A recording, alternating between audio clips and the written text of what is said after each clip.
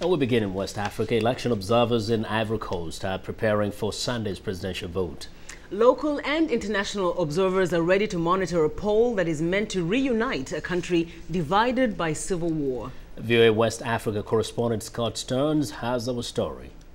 The European Union has the biggest outside observer mission for this vote, 120 people from 22 countries.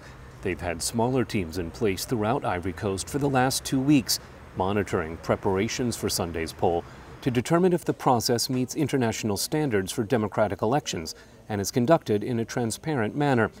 Shorter-term observers for Election Day itself are now taking up positions in 17 regions to help assess the vote.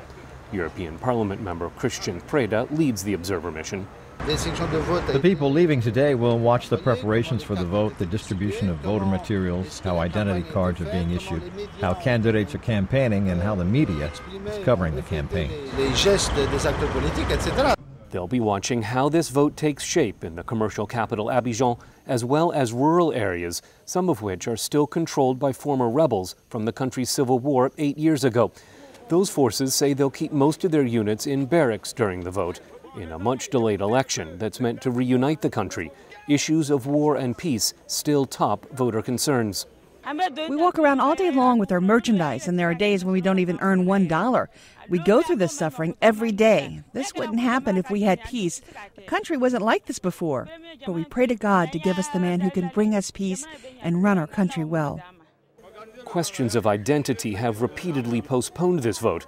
The president dissolved the Electoral Commission in February over accusations that hundreds of thousands of people, presumably more likely to vote for his opponents, had been illegally registered, many in areas outside government control. Sidiki Konate is a deputy political director for the New Forces rebels. The first hurdle was to solve the identity question and organize free and transparent elections. The New Forces will meet afterwards to rethink our status and the future of our cause. I assure you that we won't disappear. We've already talked to Ivorians. We're going to continue to function in this field, but in the political arena.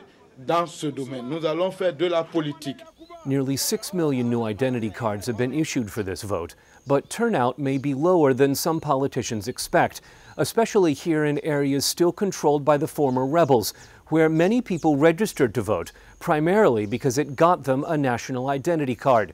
Whether they turn up on Election Day is as much a function of candidate appeal as it is the confidence they feel in the fairness of the electoral process. Scott Stearns, VOA News, Bouaké.